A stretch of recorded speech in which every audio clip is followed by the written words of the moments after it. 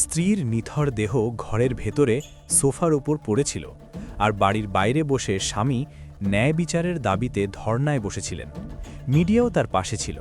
কিন্তু কয়েকদিনের মধ্যেই যখন আসল সত্য সামনে আসে, তখন সেই সত্য পুলিশকেও গভীরভাবে ভাবতে বাধ্য করে। কর্ণাটকের বেঙ্গালুরু শহর। বেঙ্গালুরুর হুলিমাভু এলাকায় মীনাক্ষী মন্দিরের কাছেই একটি 3তলা ফ্ল্যাট রয়েছে। সেই ফ্ল্যাটেই 32 বছর বয়সী সতীশ কুমার গুপ্তা তার স্ত্রী প্রিয়াঙ্কা গুপ্তার সঙ্গে থাকতেন। দুজনেই ছিলেন শিক্ষিত এবং দুজনেই চাকরিজীবী। সতীশ কুমার গুপ্তা ইনফোসিস কোম্পানির HR ডিপার্টমেন্টে ম্যানেজার হিসেবে কর্মরত ছিলেন। অন্যদিকে প্রিয়াঙ্কা গুপ্তা বেঙ্গালুরুর কানাক্কাপুরা রোডে অবস্থিত দিল্লি পাবলিক স্কুলে গণিতের শিক্ষিকা ছিলেন। তখন তাদের কোনো সন্তান ছিল না, কিন্তু তা সত্ত্বেও ভাড়ার সেই বাড়িতে তারা বেশ সুখেই ছিলেন। কয়েক মাস আগেই তারা একটি প্লটও কিনেছিলেন, যেখানে ভবিষ্যতে নিজেদের স্বপ্নের বাড়ি তৈরি করার পরিকল্পনা ছিল। অর্থাৎ সব মিলিয়ে তাদের জীবনে তখন সবকিছুই ঠিকঠাক চলছিল। 2010 সালের 10 আগস্ট। প্রতিদিনের মতো সেদিনও ভোর 5টায় ঘুম থেকে ওঠেন সতীশ। জুতো পরে ঠিক 5:40 তিনি প্রতিদিনের রুটিন অনুযায়ী মর্নিং ওয়াকের জন্য বাড়ি থেকে বেরিয়ে যান। মর্নিং ওয়াক ছিল তার দৈনন্দিন অভ্যাস, আর তিনি সবসময় একাই হাঁটতে যেতেন। তার স্ত্রী প্রিয়াঙ্কা কখনোই তার সঙ্গে হাঁটতে যেতেন না, কারণ তাকে সকাল 7:30 স্কুলে যেতে হতো এবং তার আগেই ঘরের সব কাজ সেরে নিতে হতো। তাই প্রিয়াঙ্কা বাড়িতেই যোগব্যায়াম করতেন। 10 অগাস্টের সেই সকালেও যখন সতীশ হাঁটতে বের হন, প্রিয়াঙ্কা ঘরের ভেতরেই যোগব্যায়াম করছিলেন। অর্থাৎ প্রতিদিনের মতো সেই দিনও সব কিছু ছিল একেবারেই স্বাভাবিক। কিন্তু তখনও সকাল 6টা বাজেনি। সতীশ তখনও হাঁটছিলেন। হঠাৎ করেই তার ফোনে কল আসে স্ত্রী প্রিয়াঙ্কার। প্রিয়াঙ্কা তাকে জানান বাড়ির বাইরে দুজন ভাঙাড়িওয়ালা দাঁড়িয়ে আছে এবং তারা ভাঙাড়ি জিনিস চাইছে। এই কথা শুনে সতীশ একটু অবাক হয়ে যান, কারণ এত ভোরে সাধারণত কোনো ভাঙাড়িওয়ালা আসে না। তখনও 7টা বাজেনি, দোকানপাটও খোলেনি। তাহলে এত সকালে ভাঙাড়িওয়ালারা এলো কোথা থেকে? এই প্রশ্নটি তাকে অস্বস্তিতে ফেলে দেয়। তাই তিনি ফোনেই প্রিয়াঙ্কাকে বলেন যেন সে কোনোভাবেই দরজা না খোলে। তিনি নিজেই সঙ্গে সঙ্গে বাড়িতে ফিরে আসছেন। এরপর সকাল প্রায় 6:30 নাগাদ সতীশ মর্নিং ওয়াক শেষ করে বাড়িতে ফিরে আসে এবং ডোরবেল বাজায়, কিন্তু প্রিয়াঙ্কা দরজা খোলে না। সতীশ আবারও জোরে জোরে দরজায় ধাক্কা দিয়ে ডাকাডাকি করে, তবুও দরজা খোলে না। এরপর সে তার স্ত্রী প্রিয়াঙ্কাকে ফোন করে, কিন্তু প্রিয়াঙ্কা ফোনও ধরে না। এখন সতীশের দুশ্চিন্তা আরও বেড়ে যায়। সে দরজায় ধাক্কা দিয়ে ভাঙার চেষ্টা করে। তার মনে হয় দরজাটা ভেতর থেকে লক করা, অর্থাৎ প্রিয়াঙ্কা নিশ্চয়ই ঘরের ভেতরেই আছে। কিন্তু তাহলে সে দরজা খুলছে না কেন? যদিও সেই দরজার লক এমন ছিল যা ভেতর ও বাইরে দুই দিক থেকেই খোলা যায়।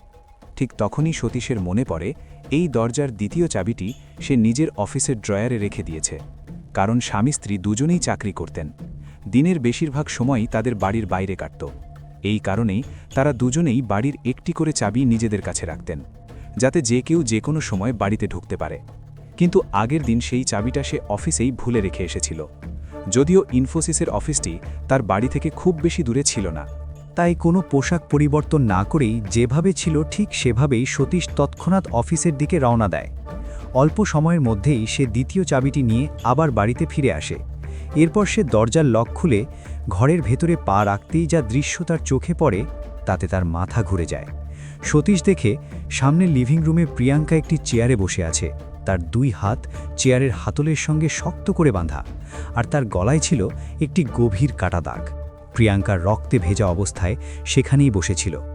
এই ভয়াবহ দৃশ্য দেখে সতীশ সম্পূর্ণ ভেঙে পড়ে। সে সঙ্গে সঙ্গে 100 নম্বরে ফোন করে পুলিশকে খবর দেয়। খবর পাওয়া মাত্রই হুলিমাভু পুলিশ স্টেশন থেকে একটি টিম দ্রুত ঘটনাস্থলে পৌঁছে যায়। পুলিশও যখন রক্তাক্ত প্রিয়াঙ্কার দেহ দেখে, তখন তাদের অবস্থাও শোচনীয় হয়ে ওঠে। এই পরিবারে শুধু সতীশ এবং প্রিয়াঙ্কাই দুজনেই থাকত, তাদের সঙ্গে আর কেউ থাকত না। সতীশ তখন পুরোপুরি বিধ্বস্ত। সে জোরে জোরে কাঁদছিল।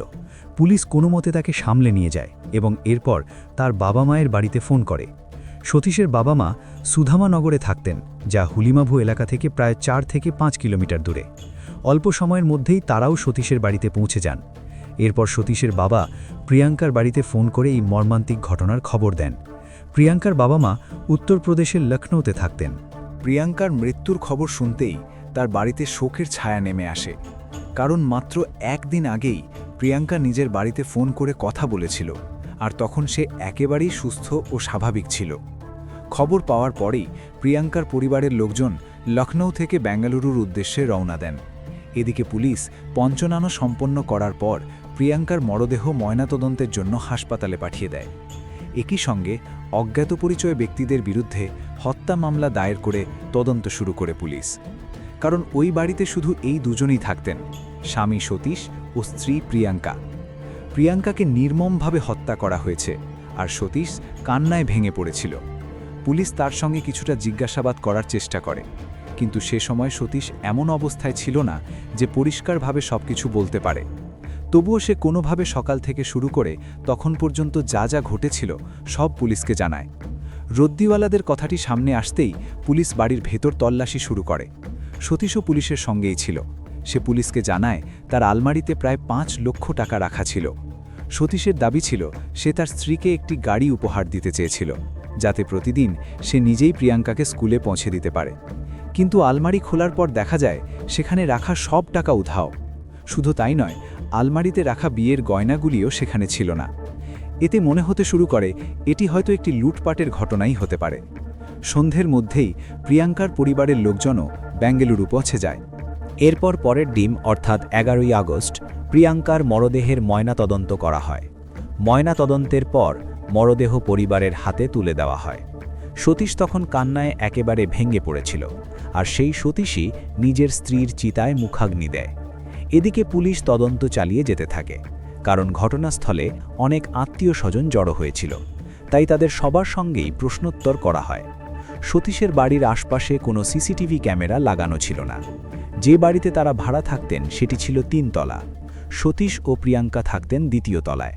প্রথম ও 3য় তলায় বসবাসকারী লোকজন পুলিশকে জানান ঘটনার দিন সকালে তারা না কোনো ভাঙাড়িওয়ালার আওয়াজ শুনেছেন, না কোনো ধরনের সন্দেহজনক নড়াচড়া লক্ষ্য করেছেন।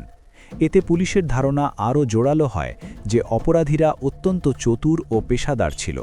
কিন্তু একটা বিষয় ছিল যা পুলিশের কাছে মোটেই হজম হচ্ছিল না। প্রিয়াঙ্কা যেসব গয়না পরেছিলেন সেগুলো সবই সম্পূর্ণ অক্ষত ছিল, কারণ এই ঘটনাটি বেঙ্গালুরুর মতো বড় শহরে, তাও আবার সকালবেলায় ঘটেছিল। এ কারণেই এই মামলার খবর দ্রুত মিডিয়ায় ছড়িয়ে পড়তে থাকে। পুলিশের তদন্ত নিয়ে প্রশ্ন উঠতে শুরু হয়, কিন্তু তা সত্ত্বেও পুলিশ পুরো নিষ্ঠা ও পরিশ্রম নিয়ে এই মামলার গভীরে পৌঁছানোর চেষ্টা চালিয়ে যায়। এদিকে স্ত্রীর শেষকৃত্য সম্পন্ন হওয়ার পর সতীশ হলিমালি পুলিশ স্টেশনের বাইরে ধর্নায় বসে পড়েন। তার দাবি ছিল যতক্ষণ না পুলিশ তার স্ত্রীর খুনিদের গ্রেপ্তার করছে ততক্ষণ তিনি সেখানেই পুলিশ স্টেশনের সামনেই বসে থাকবেন। পুলিশ তাকে বারবার বোঝানোর চেষ্টা করে যে তিনি যেন বাড়ি ফিরে যান। তারা তদন্ত করছে এবং আশ্বাস দেয় যে খুব শিগগিরই অপরাধীদের ধরা হবে। কিন্তু সতীশ পুলিশের কথা মানতে রাজি হননি।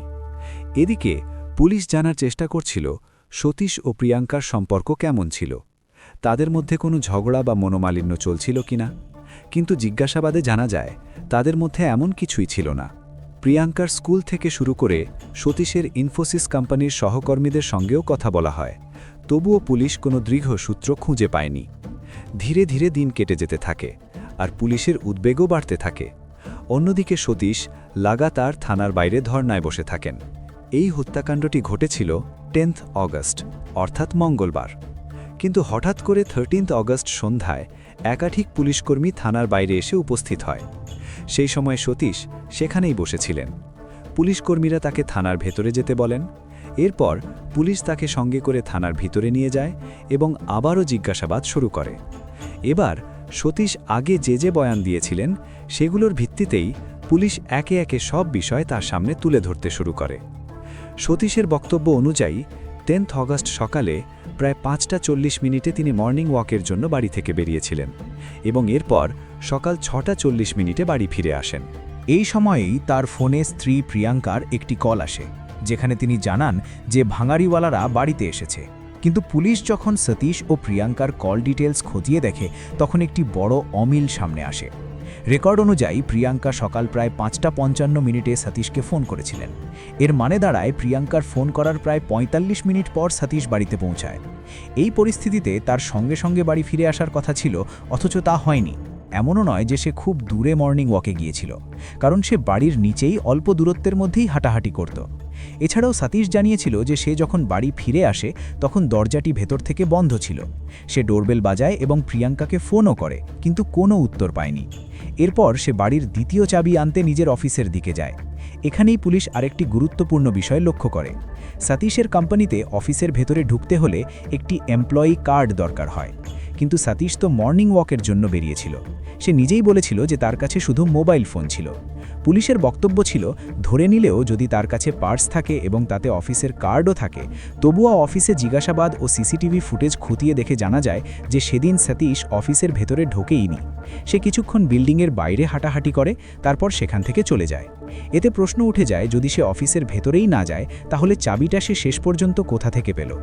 এরপর চাবি নিয়ে যখন সে বাড়িতে ফিরে এসে দরজা খুলে ভেতরে ঢোকে, তখন সকাল প্রায় 7টার দিকে সে পুলিশকে ফোন করে। পুলিশ ঘটনাস্থলে পৌঁছানোর সময় সেখানেও সতীশ ছাড়া আর কেউ উপস্থিত ছিল না, অর্থাৎ প্রতিবেশীরাও এই ঘটনার কথা পুলিশ আসার পরেই জানতে পারেন। পুলিশ যখন সতীশ ও প্রিয়াঙ্কা দুজনেরই কল ডিটেলস বের করে, তখন তাদের লোকেশনও যাচাই করা হয়। লোকেশন রিপোর্টে দেখা যায় সতীশ ও প্রিয়াঙ্কা দুজনের ফোনই একই টাওয়ারের রেঞ্জের মধ্যে ছিল, অর্থাৎ তাদের লোকেশন একই জায়গা দেখাচ্ছিল, আর সেই জায়গাটি ছিল তাদের নিজস্ব বাড়ি। এর মানে দাঁড়ায়, যেই সময় প্রিয়াঙ্কার খুন হয় সেই সময় সতীশ বাড়িতেই উপস্থিত ছিল। এইভাবেই সতীশের দেওয়া বয়ানগুলো ধীরে ধীরে তাঁকেই সন্দেহের কেন্দ্রে নিয়ে আসছিল। তদন্তের সময় পুলিশ আরও জানতে পারে যে সতীশের পায়ে মোচড় লেগেছিল, যার কারণে সে একটু খুঁড়িয়ে হাঁটছিল। তবে এই বিষয়টি আড়াল করার জন্য সে ভারী জুতো পরে থাকত। এদিকে পোস্টমর্টেম রিপোর্টে উঠে আসে ভয়ঙ্কর তথ্য। প্রিয়াঙ্কার গলা প্রথমে কোনো দড়ি দিয়ে চেপে ধরা হয়েছিল এবং তারপর তার গলায় ছুরি দিয়ে আঘাত করা হয়। তার পেটেও কয়েকটি আঘাতের চিহ্ন পাওয়া যায়, কিন্তু এর বাইরে শরীরের অন্য কোনো অংশে আঘাতের দাগ ছিল না। অর্থাৎ যদি সত্যিই বাড়িতে ডাকাত ঢুকে থাকত এবং প্রিয়াঙ্কা তাদের বাধা দেওয়ার চেষ্টা করত, তাহলে তার শরীরের বিভিন্ন জায়গায় আঘাতের চিহ্ন থাকার কথা, কিন্তু বাস্তবে তা দেখা যায়নি। আরও একটি গুরুত্বপূর্ণ বিষয় ছিল, সতীশের বয়ান অনুযায়ী বাড়ি থেকে প্রায় 5 লক্ষ টাকা নগদ এবং 1,75,000 টাকার গয়না খোয়া গিয়েছিল। কিন্তু সতীশের ধরনা চলাকালীন পুলিশ যখন আবার তার বাড়ি তল্লাশি চালায়, তখন খুব সহজেই একটি জায়গা থেকে 10,000 টাকা নগদ উদ্ধার হয়। এখন প্রশ্ন ওঠে, যদি ডাকাতরা সত্যিই বাড়িতে ঢুকে থাকে, তাহলে এত সহজে পাওয়া এই টাকা তারা কেন ফেলে রেখে যাবে? শুধু তাই নয়, প্রিয়াঙ্কার মৃতদেহ যখন হাসপাতালে নিয়ে যাওয়া হয়, তখন তার কানে থাকা সোনার দুল, আঙুলের আংটি এবং গলায় থাকা মঙ্গলসূত্রের মতো দামি গয়নাগুলো সম্পূর্ণ অক্ষত ছিল। যদি লুটেরারা টাকা ও গয়না নিয়ে যায়, তাহলে প্রিয়াঙ্কার শরীরে থাকা এই গয়নাগুলো এবং ওই 10,000 টাকা তারা নিল না কেন? এই সব তথ্য একত্রে পুলিশের সন্দেহকে সরাসরি সতীশের দিকেই নিয়ে যাচ্ছিল। আর থানায় বসে যখন পুলিশ এই সমস্ত বিষয় সতীশের সামনে তুলে ধরে কঠোরভাবে জিজ্ঞাসাবাদ শুরু করে, তখন সে আর বেশিক্ষণ নিজেকে সামলাতে পারেনি। সে পুরোপুরি ভেঙে পড়ে এবং নিজের অপরাধ স্বীকার করে নেয়। সতীশ মেনে নেয় যে প্রিয়াঙ্কার খুন সে নিজেই করেছে। কিন্তু এবার সবচেয়ে বড় প্রশ্নটা দাঁড়ায়, যে সতীশকে তার পরিবার নিয়ে এত সুখী দেখাতো, সে কেন শেষ পর্যন্ত নিজের স্ত্রীকে খুন করল? পুলিশকে সতীশ যে গল্পটা শোনায় তা ছিল অবিশ্বাস্য রকম চমকে দেওয়ার মতো। যদিও পরে যখন মামলার আরও গভীর তদন্ত হয় এবং প্রিয়াঙ্কার পক্ষের যে তথ্যগুলো সামনে আসে, সেগুলো ছিল রীতিমতো গা শিউরে ওঠার মতো। আসলে সত্যটা কি ছিল? মন দিয়ে শুনুন, আর শেষে আপনিই ঠিক করুন এই পুরো ঘটনার আসল দোষীকে। আসলে সতীশ ও প্রিয়াঙ্কার বিয়ে হয় 2007 সালে। জিজ্ঞাসাবাদের সময় সতীশ পুলিশকে জানায় যে তাদের বিয়ে ছিল অ্যারেঞ্জ ম্যারেজ, তবে দুজনের সম্মতিতেই এই বিয়ে হয়েছিল। সতীশ ও প্রিয়াঙ্কা দুজনেই মূলত উত্তরপ্রদেশের লখনউয়ের বাসিন্দা ছিলেন, কিন্তু সতীশের পরিবার চাকরি ও ব্যবসার কারণে বেঙ্গালুরুতে গিয়ে স্থায়ীভাবে বসবাস শুরু করে। সতীশের কথায় বিয়ের কিছুদিন পর থেকেই তাদের বাড়িতে অশান্তি শুরু হয়ে যায়। তার দাবি ছিল বিয়ের পর প্রিয়াঙ্কা তাকে ধীরে ধীরে তার বাবা মার থেকে দূরে সরিয়ে দিতে শুরু করে। সতীশ আরও জানায়, প্রিয়াঙ্কা বাড়িতে শুধু নিজের কাজ নিয়েই ব্যস্ত থাকত এবং কারো সঙ্গে খুব বেশি কথা বলতো না। বিয়ের প্রায় 2 বছর পর প্রিয়াঙ্কা সাফ জানিয়ে দেয় যে সে আর সতীশের বাবা মার সঙ্গে একই বাড়িতে থাকতে চায় না। তার ইচ্ছে ছিল দুজন আলাদা কোথাও গিয়ে থাকুক। সতীশ এতে রাজি ছিল না, কিন্তু যখন সে তার বাবা মার সঙ্গে বিষয়টি নিয়ে কথা বলে, তখন তারা বলে, বৌমা যেমন চায় তেমনটাই করো। বাধ্য হয়েই সতীশকে নিজের পুরনো বাড়ি ছাড়তে হয় এবং এরপর দুজনে হলিমা এলাকায় একটি ভাড়ার বাড়িতে থাকতে শুরু করে। মাঝে মাঝে সতীশ তার বাবা মার সঙ্গে দেখা করতে সুধামানগর যেত। কিন্তু কিছুদিন পর প্রিয়াঙ্কা তাকে সেখানে যেতেও নিষেধ করে দেয়। ঠিক সেই সময়েই সতীশের বাবার ব্যবসায় বড়সড় ক্ষতি হয় এবং ব্যবসাটা আবার দাঁড় করাতে তাদের টাকার প্রয়োজন পড়ে। সতীশ সাহায্য করতে চেয়েছিল, কিন্তু প্রিয়াঙ্কা তাকে তার বাবা মাকে টাকা দিতেও বাধা দেয়। এই সব কিছু সতীশকে ভেতরে ভেতরে তীব্রভাবে অস্থির করে তুলছিল। তার মনে প্রিয়াঙ্কার প্রতি ঘৃণা বাড়তে থাকে, কারণ প্রিয়াঙ্কা নিজে প্রতিদিন তার বাবা মার সঙ্গে কথা বলতো, অথচ সতীশকে নিজের বাবা মার সঙ্গে কথা বলতেও দিত না। এই টানাপোড়েনের মাঝেই 2010 সালের এপ্রিল মাসের দিকে সতীশ ও প্রিয়াঙ্কা নিজেদের বাড়ি বানানোর জন্য একটি জমি কেনে। জমিটির ভূমিপূজনের দিন দুজনই খুব খুশি ছিল। সেই অনুষ্ঠানে প্রিয়াঙ্কার পরিবারের লোকজন, বন্ধুবান্ধব ও আত্মীয়স্বজন সবাই উপস্থিত ছিলেন। কিন্তু যখন সতীশের বাবা মা সেখানে পৌঁছান, তখন প্রিয়াঙ্কা তাদের জমির সীমানাতেই আটকে দেয় এবং স্পষ্টভাবে জানিয়ে দেয় এই জমি শুধুমাত্র তার এবং তার স্বামীর, এতে সতীশের বাবা মার কোনো অধিকার নেই, আর তাই তাদের সেখান থেকে চলে যেতে হবে। এই কথা শুনে সতীশের বাবা মা নিঃশব্দে সেখান থেকে চলে যান। এই সময় সতীশ পূজার কাজে ব্যস্ত ছিল, তাই তখন সে এই ঘটনার কথা জানতে পারেনি। কিন্তু পূজা শেষ হওয়ার পর পরিচিতদের কাছ থেকে যখন সবকিছু জানতে পারে, তখন সতীশ গভীরভাবে আঘাত পায়। সেদিনই সে মনে মনে সিদ্ধান্ত নিয়ে ফেলে এবার সে আর প্রিয়াঙ্কাকে ছাড়বে না। এরপর সেই দিন থেকেই সতীশ প্রিয়াঙ্কাকে পথ থেকে সরানোর পরিকল্পনা করতে শুরু করে। প্রায় 3 মাস ধরে সে ধীরে ধীরে সব প্রস্তুতি নেয়। এই পরিকল্পনার অংশ হিসেবে সে প্রিয়াঙ্কার সঙ্গে খুবই ভালোবাসার ভান করে থাকতে শুরু করে। সে তার খেয়াল রাখতে থাকে, যত্ন নিতে শুরু করে। আগে যেখানে সে বাবা মার অপমানের কথা ভেবে সবসময় রাগে ফুঁসত, এখন সে যেন সব কিছু ভুলে গেছে এমন আচরণ করতে থাকে। বাইরে থেকে দেখলে সবারই মনে হতে থাকে সতীশ আর প্রিয়াঙ্কা বুঝি একেবারে নতুন করে জীবন শুরু করেছে। মানুষের ধারণা হয় নতুন প্লট কেনার পর থেকেই তাদের সম্পর্ক আরও ভালো হয়ে গেছে। এই সময়েই প্রিয়াঙ্কা হঠাৎ করে আর্থ্রাইটিসে আক্রান্ত হয়ে পড়ে। চিকিৎসার জন্য তার মা তাকে কেরালায় নিয়ে যায়। সেখানে আয়ুর্বেদিক পদ্ধতিতে তার চিকিৎসা শুরু হয়। এই কারণেই প্রিয়াঙ্কা প্রায় 1.5 মাস কেরালাতেই ছিল। এদিকে সতীশ প্রতিদিনই প্রিয়াঙ্কাকে ফোন করত। শুধু তাই নয়, 2-3 বার সে নিজেও কেরালায় গিয়ে তার সঙ্গে দেখা করে আসে। জিজ্ঞাসাবাদের সময় সতীশ পুলিশকে জানায় সে ইচ্ছাকৃতভাবেই এসব করছিল, যাতে ভবিষ্যতে যখন সে প্রিয়াঙ্কাকে খুন করবে তখন কেউই যেন তার উপর সন্দেহ না করে। চিকিৎসা শেষ হওয়ার পর প্রিয়াঙ্কা যখন বাড়ি ফিরে আসে, তখন অগাস্টের প্রথম সপ্তাহে সতীশ তার জন্য একটি উপহার নিয়ে আসে। সে প্রিয়াঙ্কাকে বলে যে তার জন্য একটি সারপ্রাইজ গিফট এনেছে। এরপর সতীশ প্রিয়াঙ্কার চোখে কাপড় বেঁধে দেয় এবং তাকে লিভিং রুমে নিয়ে যায়। সেখানে তাকে সোফার চেয়ারে বসায়। তারপর তার চোখের বাঁধন খুলে দেয়। সামনের দেয়ালে সতীশ নিজের হাতে প্রিয়াঙ্কার একটি বড় ছবি লাগিয়ে রেখেছিল। ছবিটি দেখে প্রিয়াঙ্কা খুব খুশি হয়ে যায়। এভাবেই সতীশ একের পর এক উপহার দিয়ে তার স্ত্রীকে খুশি করতে থাকে। 10ই অগাস্টের আগেই সে এইভাবে 2 বার প্রিয়াঙ্কাকে উপহার দিয়েছিল। এরপর আসে 10ই অগাস্ট 2010-এর সেই সকাল। সেদিন সকালে সতীশ ঘুম থেকে উঠে প্রিয়াঙ্কাকে জাগিয়ে তোলে, কারণ সেদিনও সে তার জন্য একটি উপহার এনেছিল, আর সেটা নিয়ে প্রিয়াঙ্কা খুবই উত্তেজিত ছিল। এরপর সতীশ আবারও প্রিয়াঙ্কার চোখে কাপড় বেঁধে তাকে সোফার চেয়ারে বসায়। সতীশ প্রিয়াঙ্কাকে বলে আজকের উপহার সে নিজেই তার হাতে পরিয়ে দেবে, কিন্তু প্রিয়াঙ্কা যেন সেটাকে স্পর্শ না করে। প্রিয়াঙ্কা এতে রাজি হয়ে যায়। সতীশ তখন বলে তার ওপর তার পুরোপুরি ভরসা নেই, কারণ সে যদি উপহারটা ছুঁয়ে ফেলে তাহলে সারপ্রাইজ নষ্ট হয়ে যাবে। এ কথা শুনে প্রিয়াঙ্কা হেসে বলে, তাহলে একটা কাজ করো, তুমি আমার হাত বেঁধে দাও। এটাই তো সতীশ চাইছিল। সে আগে থেকেই সব প্রস্তুতি নিয়ে রেখেছিল। সতীশ নাইলনের দড়ি দিয়ে প্রিয়াঙ্কার 2টি হাত চেয়ারের হাতলের সঙ্গে শক্ত করে বেঁধে দেয়। এরপর সে প্রিয়াঙ্কার গলায় কিছু একটা পরায়। প্রিয়াঙ্কা ভাবে সে বুঝি তার জন্য কোনো হার এনেছে। তার ধারণা ছিল এটা হয়তো হীরের হার, কিন্তু বাস্তবে সেটা হার নয়, বরং নাইলনের দড়ির ফাঁস ছিল। এরপর সতীশ সেই ফাঁসটি প্রিয়াঙ্কার গলায় পরিয়ে জোরে টান দেয়। হাত পা বাঁধা থাকায় প্রিয়াঙ্কা কোনো প্রতিরোধী করতে পারেনি, আর অল্প সময়ের মধ্যেই তার শ্বাস বন্ধ হয়ে যায়। এই পুরো কাজটাই সতীশ দস্তানা পরে করেছিল, যাতে কোথাও তার আঙুলের ছাপ না থাকে। গলা চেপে ধরার পরও সতীশের মনে হয়েছিল হয়তো প্রিয়াঙ্কা শুধু অজ্ঞান হয়েছে, মারা যায়নি। তাই সে নিশ্চিত হওয়ার জন্য ছুরি দিয়ে তার গলাও কেটে দেয়। এরপর সে সমস্ত প্রমাণ মুছে ফেলে। তারপর নিজের স্ত্রীর ফোন থেকে নিজের ফোনে কল করে।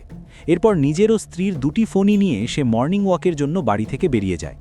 কিন্তু এখন সবচেয়ে বড় প্রশ্ন ছিল, সতীশ যেমনটা বলছিল প্রিয়াঙ্কা কি সত্যিই তেমনই ছিল? কারণ নিজের পক্ষ রাখার জন্য প্রিয়াঙ্কা তখন আর এই পৃথিবীতে ছিল না। তবে এটাও সহজ ছিল না মেনে নেওয়া যে সমস্ত দোষ শুধু প্রিয়াঙ্কারই আর সতীশ পুরোপুরি নির্দোষ। কারণ যদি তাই হতো তাহলে সতীশ চাইলে তাকে ডিভোর্সও দিতে পারত। খুন করার মতো চরম পথ বেছে নেওয়ার দরকারই বা কেন পড়ল? এই কারণেই যখন বিষয়টি আরও গভীরভাবে খতিয়ে দেখা হয় এবং প্রিয়াঙ্কার পরিবারের লোকজনের সঙ্গে কথা বলা হয়, তখন তারা একেবারেই ভিন্ন এক গল্প শোনায়। প্রিয়াঙ্কার পরিবারের দাবি ছিল বিয়ের মাত্র 2 মাস পর থেকেই সতীশ ও তার পরিবারের লোকজন প্রিয়াঙ্কাকে মানসিকভাবে হয়রানি করতে শুরু করেছিল। আসলে বিয়ের আগেই প্রিয়াঙ্কা বেঙ্গালুরুতে স্থায়ীভাবে বসবাস করত এবং সে দিল্লি পাবলিক স্কুলে চাকরি করত। কিন্তু বিয়ের পর যখন প্রিয়াঙ্কা সতীশের বাড়িতে গিয়েছিল, তখনই প্রথম ঝগড়া শুরু হয় এই বিষয়কে ঘিরে। প্রিয়াঙ্কা কি চাকরি করবে নাকি করবে না? সতীশের পরিবার চাইতো না প্রিয়াঙ্কা চাকরি করুক, অথচ প্রিয়াঙ্কা নিজের চাকরি ছাড়তে রাজি ছিল না। তাই সতীশের পরিবার তাকে মানসিকভাবে হয়রানি করতে শুরু করল। ছোটখাটো কারণে তাকে গালাগালি করা হতো, রাগ করা হতো, এমনকি রুটি ঠিকভাবে গোল না হলে তার উপর কড়া মন্তব্য হতো। এতটুকু নয়, সতীশও সর্বদা তার বাবা মায়ের পাশে থাকত। অর্থাৎ একদিকে পুরো পরিবার আর অন্যদিকে একা প্রিয়াঙ্কা, যিনি সবকিছু চুপচাপ সহ্য করছিলেন। প্রিয়াঙ্কা বহুবার কেঁদে কেঁদে তার বাবা মাকে এই সব জানাতেন, কিন্তু তার বাবা মা তাকে বোঝাতেন, এখন বিয়ে হয়েছে নতুন, তোমাকে শ্বশুর বাড়িতে মানিয়ে নিতে হবে। এভাবেই প্রিয়াঙ্কা ভেতরে ভেতরে চাপের মধ্যে দিন কাটাচ্ছিল। বিয়ের 2 বছর কেটে গেলেও পরিস্থিতিতে কোনো পরিবর্তন আসে না। আর প্রিয়াঙ্কা যখন পুরোপুরি ভেঙে পড়ে, তখন তার বাবা মা স্পষ্টভাবে জানালেন, এই মানুষগুলো কখনো পরিবর্তিত হবে না, তাই ভালো হবে তুমি তোমার স্বামীর সঙ্গে কোথাও আলাদা থাকো। এরপর প্রিয়াঙ্কা কিছুটা মানিয়ে নিয়ে সতীশকে রাজি করায় এবং 2010 সালের জানুয়ারির দিকে তারা হলিমা কলোনিতে এসে বসবাস শুরু করে। সেখানে তাদের জীবন কিছুটা স্থিতিশীল হয়ে ওঠে। কিন্তু শাশুড়ি শ্বশুরের আচরণ প্রিয়াঙ্কার মন পুরোপুরি ভেঙে দেয়। তার মনে তাদের জন্য কোনো সহানুভূতি থাকত না এবং সে ভবিষ্যতে আর কোনো সম্পর্ক রাখতে চায়নি। কিন্তু এখানে একটি প্রশ্ন ওঠে, সতীশ কোনো শিশু তো নয়। যখন তার মা বাবা তাকে টাকা চাইছিল, সে সরাসরি টাকা কেন দেয়নি? আর এই বিষয়ে প্রিয়াঙ্কাকে কেন বলল? আসল সত্যটা ছিল ভিন্ন। তদন্তে দেখা যায় সতীশ অন্য একটি বিয়ে করতে চাইছিল। সে চাইছিল না যে তার স্ত্রী কাজকর্মে ব্যস্ত থাকুক, বরং এক গৃহস্ত্রীর মতো স্ত্রী হোক। আর এই মানসিক অত্যাচার, এই চাপ সবই সতীশ এবং তার পরিবারের দ্বারা পরিকল্পিত একটি নাটক ছিল। পুলিশ সতীশের বিরুদ্ধে অনেক দৃঢ় প্রমাণ পেয়েছিল, কিন্তু তার বাবা মায়ের বিরুদ্ধে কোনো চূড়ান্ত প্রমাণ পাওয়া যায়নি। এই কারণে পুলিশ কেবল সতীশের বিরুদ্ধে চার্জশিট দায়ের করেছিল। এরপর এই মামলা আদালতে গিয়েছিল এবং শেষ পর্যন্ত ঘটনার 7 বছর পরে অর্থাৎ 28 জুলাই 2017-তে আদালত সতীশ গুপ্তাকে তার স্ত্রী প্রিয়াঙ্কা আগরওয়ালের হত্যা এবং প্রমাণ সরানোর অভিযোগে দোষী সাব্যস্ত করে আজীবন কারাদণ্ড দেয়। সঙ্গে তাকে 25,000 টাকার জরিমানা দিতে বলা হয়। পরে এই মামলা হাইকোর্টে পৌঁছায়, কিন্তু হাইকোর্টও সতীশের সাজা অপরিবর্তিত রাখে। সাজার পর যেভাবে প্রত্যেক কারাগারে প্রতিটি বন্দীকে কোনো না কোনো কাজ দেওয়া হয়, তেমনি সতীশকেও বন্দীদের পড়ানোর দায়িত্ব দেওয়া হয়। যে কোনো বন্দী পড়াশোনা করতে চায় তাকে সতীশ শেখাত। তার কারণে অনেক বন্দী ডিগ্রি অর্জন করতে সক্ষম হয়। এই বিষয়কে ভিত্তি করে সতীশ আবার আদালতে আবেদন করে সাজা কমানোর জন্য, কিন্তু আদালত স্পষ্টভাবে জানিয়ে দেয় তার অপরাধ কোনোভাবেই মাফযোগ্য নয়। হ্যাঁ, তার উপর ধার্য করা 2,25,000 টাকার জরিমানার কিছু অংশ মাফ করা হয়। বর্তমানে সতীশ এখনও জেলে রয়েছে এবং সেখানেই বন্দীদের পড়ানোর কাজ করে যাচ্ছে। এই মামলার চূড়ান্ত সমাপ্তি হয়েছে আদালতের সিদ্ধান্তের মাধ্যমে। তবে আজও অনেক প্রশ্ন জীবিত রয়েছে। একজন নারী শিক্ষিত হওয়া, চাকরি করা, নিজের পরিচয় তৈরি করা, এগুলো কি অপরাধ হয়ে গেল? শুধুমাত্র তাই তাকে মারা হলো কারণ সে কারো তৈরি করা সীমার মধ্যে খাপ খাইয়ে নিতে চায়নি? প্রিয়াঙ্কা এখন আর এই পৃথিবীতে নেই, কিন্তু তার গল্প আমাদেরকে অবশ্যই ভাবতে বাধ্য করে যে চুপ থাকা সবসময় বুদ্ধিমত্তার পরিচয় দেয় না।